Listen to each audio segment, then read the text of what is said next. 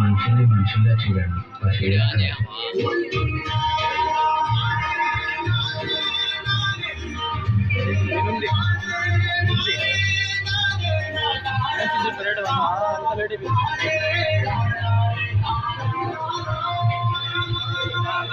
నువ్వు ఎవరికీ కలవంచకూడదు. నీ చదువు నీ మార్గం కావు, విజ్ఞానమే నీ ధనం కావు. నీ వాళ్ళ కోసం నువ్వు ఒక దీపంగా నిలవాలి. నీ కృషి, పట్టుదల, దీక్ష మన భారతానికి రాజ్యాంగం కావాలి.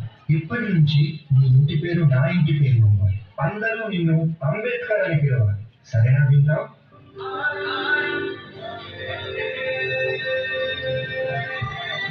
ఎంతమంది తనని తక్కువగా చూసినా చదివే లోకంగా మార్చుకొని మెట్రిక్ సాధించాడు. అదే సమయంలో పెద్దలు తన పెళ్లి కూడా చేశారు.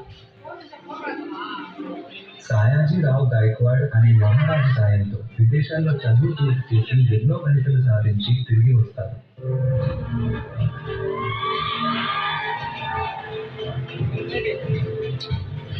కొన్ని సంవత్సరాలు గడిచిన ఈ పెద్దలు మారలేదు, మా బ్రతుకులు మారలేదు. ఎలాగైనా ఆ తర్వాత మార్చే దేవుడు నువ్వే కావాలి బాబా.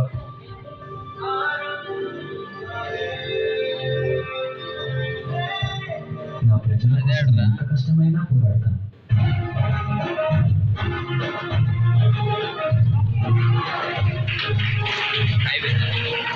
భూసాయుధ కమిటీ అధ్యక్షుడిగా మిమ్మల్ని ఎన్నుకోవడం మాకు చాలా సంతోషంగా ఉంది. ఇన్నేళ్ళు నా ప్రజలకి, నా దేశానికి సేవ చేసే సమయం వచ్చింది. భారత రాజ్యాంగాన్ని నిర్మించే అవకాశం నాకు దక్కింది. దీనికోసం నా ప్రాణాలు అర్పించడానికైనా సిద్ధంగా ఉంది.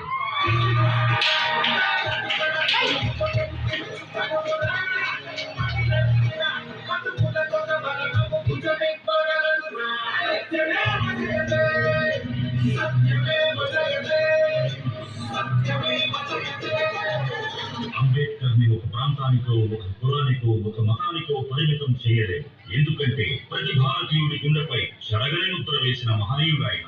అందరి కలలు కన్నది ఆయన కలం. బడుగుల కోసం ఫలించింది ఆయన కళం.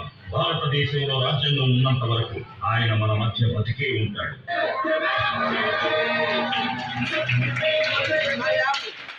వీడియో తీలేదురా, అది తీలేదా?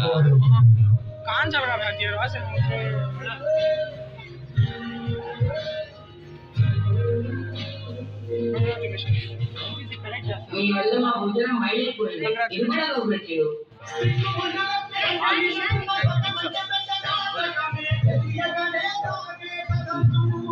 ఎవనిది అలా స్కిట్ది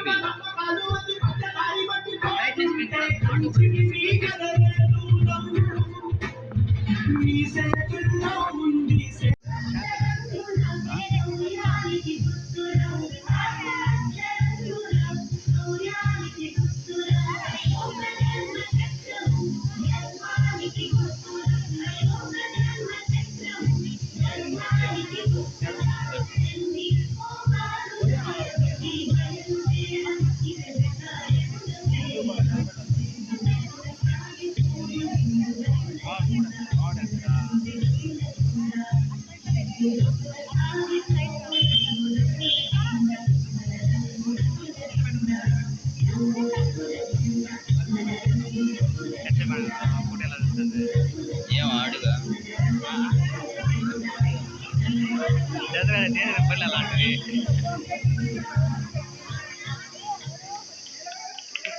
అయిపోయింది.